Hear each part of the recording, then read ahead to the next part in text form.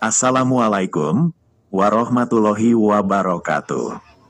Sikap Rasulullah Shallallahu Alaihi Wasallam terhadap ahli sufah.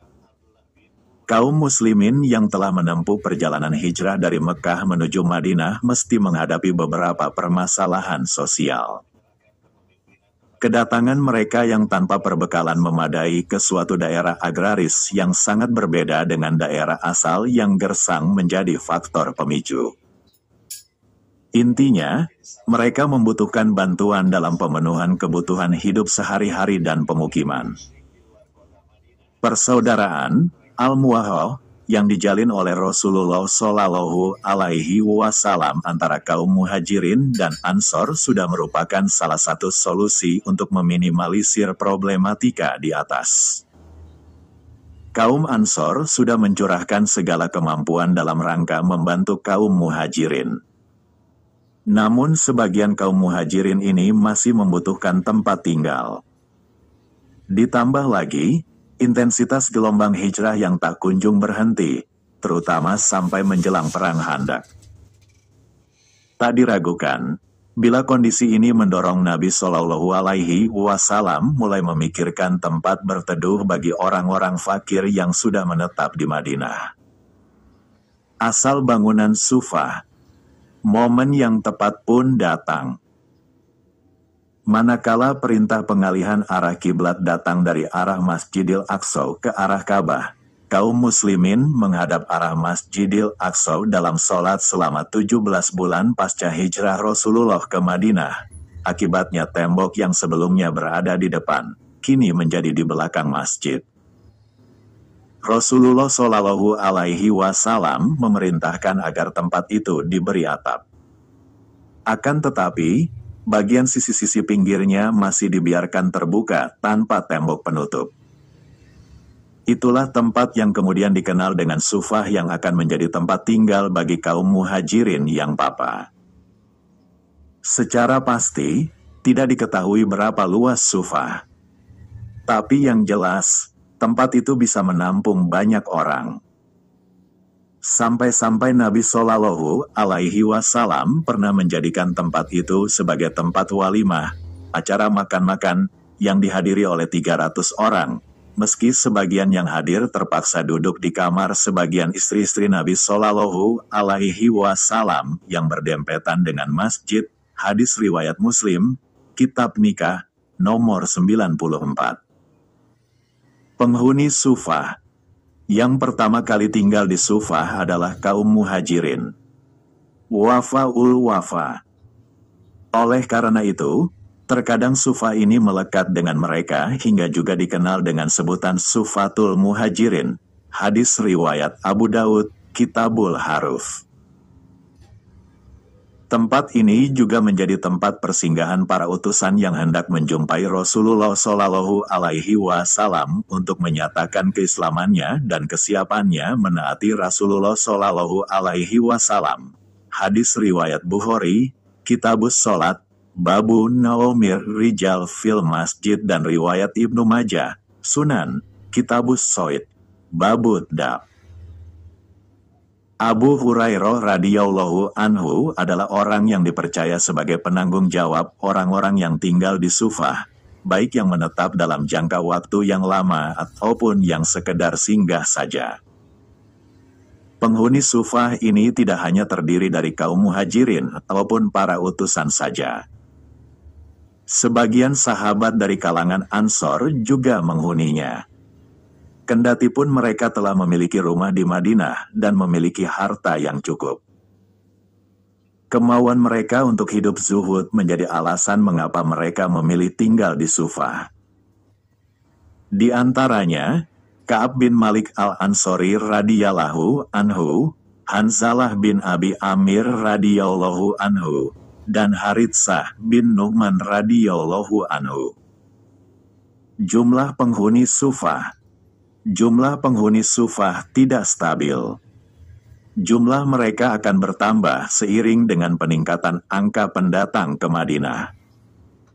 Namun dalam kondisi normal, jumlah penghuninya sekitar 70 orang. Abu Nuaim, Al-Hiyah, nomor 339. 341. Terkadang jumlah mereka meningkat tajam. Pernah dalam satu kesempatan, seorang diri Sa'ad bin Ubadah radhiyallahu anhu menjamu 80 penghuni Sufah. Hitungan ini belum mencakup yang dijamu oleh para sahabat yang lain. Abu Nuaim, Al-Hiyah, nomor 341. Penyusun kitab Al-Hiyah, Abu Nuaim menyebutkan nama-nama mereka satu persatu. Di antara mereka adalah Abu Hurairah, Abu Dzar Al-Ghifari, Watsilah bin Asqaw, Salman Al-Farisi, dan lain sebagainya radhiyallahu anhum. Kesibukan penghuni Sufah, belajar ilmu agama, beribadah, dan berjihad. Para penghuni Sufah ini memfokuskan diri untuk belajar, beriktikaf di masjid dalam rangka beribadah, dan sudah terbiasa dengan hidup kekurangan. Mereka senantiasa melaksanakan sholat, membaca Al-Quran, mempelajari ayat-ayatnya, dan berzikir. Sebagian mereka belajar baca tulis. Sampai salah satu dari mereka ada yang menghadiahkan busur panahnya kepada Ubadah bin Samit radhiyallahu anhu karena beliau berjasa mengajarkan Al-Quran dan menulis kepada pemilik busur tersebut. Disebabkan oleh konsentrasi penuh mereka dalam belajar agama, maka tidak heran kalau kemudian lahir orang-orang yang menonjol keilmuannya dari mereka. Sebut saja Abu Hurairah radhiyallahu anhu, seorang sahabat yang terkenal dengan hafalan hadis yang sangat banyak. Atau sahabat Hujaifah ibnul Yaman radhiyallahu anhu yang sangat perhatian akan hadis-hadis fitnah. Namun ini bukan bermakna bahwa mereka tidak peduli dengan kegiatan kemasyarakatan dan tidak memiliki andil dalam jihad. Terbukti, sebagian di antara mereka gugur dalam perang Badar, seperti Safwan bin Baidah, Hubaib bin Yasaf, Salim bin Umair, dan Haritsah bin Nu'man al-Ansori radhiyallahu anhum. Sebagian juga gugur di medan perang Uhud yaitu Hanzalah radhiyallahu anhu, atau di peristiwa Hudaybiyah, perang Khaybar, perang Tabuk, dan perang Yamamah.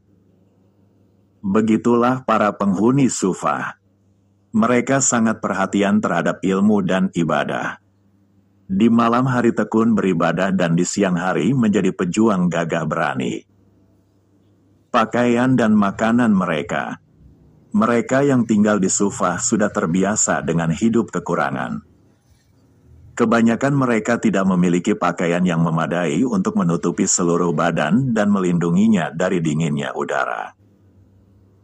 Dalam Sahih Al-Bukhari, Abu Hurairah radhiyallahu anhu menceritakan, "Saya melihat 70 orang dari penghuni Sufah, tidak ada seorang pun di antara mereka yang mengenakan rida, kain penutup bagian atas tubuh. Hanya mengenakan sarung atau hanya kisah saja. Mereka mengikatkan kisah tersebut pada leher mereka, ada yang menjulur sampai separuh betis, ada yang sampai mata kaki. Lalu dia menyatukannya dengan tangan karena khawatir auratnya terlihat. Demikian pula makanan mereka, tidak lebih baik dari kondisi pakaian yang mereka sandang. Kurma kering adalah makanan yang sering mereka konsumsi.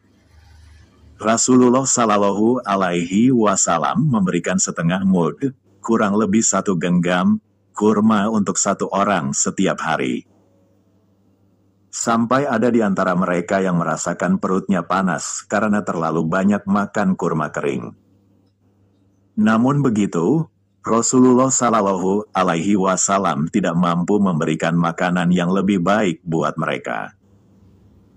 Hanya saja, beliau Shallallahu Alaihi Wasallam senantiasa memotivasi mereka agar kuat dan bersabar. Terkadang mereka diundang untuk makan-makan atau dibawakan susu, atau terkadang juga mendapat hidangan istimewa seperti sarit, bubur gandum dengan campuran minyak samin, dan lain-lain. Perhatian Nabi Shallallahu Alaihi Wasallam kepada penghuni Sufah. Rasulullah Shallallahu Alaihi Wasallam sangat perhatian terhadap mereka. Seringkali, beliau Shallallahu Alaihi Wasallam sering mengunjungi mereka, menanyakan kondisi mereka, mengarahkan, duduk-duduk bersama, mengarahkan mereka agar banyak membaca Al-Quran, memotivasi mereka agar memandang dunia itu remeh dan tidak berharap untuk merengkuhnya. Jika ada yang mengirimkan sedekah kepada Rasulullah Shallallahu Alaihi Wasallam, beliau Shallallahu Alaihi Wasallam lantas mengirim seluruhnya kepada mereka. Kalau hadiah yang beliau terima, sebagiannya beliau kirimkan dan sisanya beliau ambil buat keperluan pribadi atau hadiah tersebut dinikmati bersama mereka. Hadis riwayat Al-Bukhari.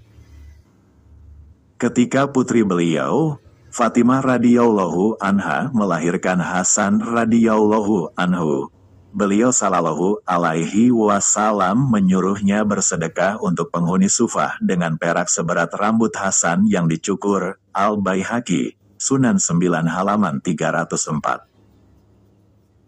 Dalam riwayat Imam Ahmad rahimahullah, diceritakan bahwa Rasulullah Shallallahu Alaihi Wasallam lebih mengutamakan penghuni Sufah ketimbang keluarga beliau sendiri, yaitu Fatimah.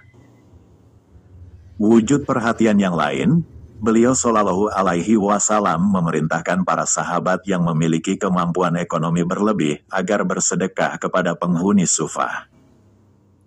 Dinukil dari As-Siratun Nabawiyah As-Sohihah. Wallahu a'lam bishawab.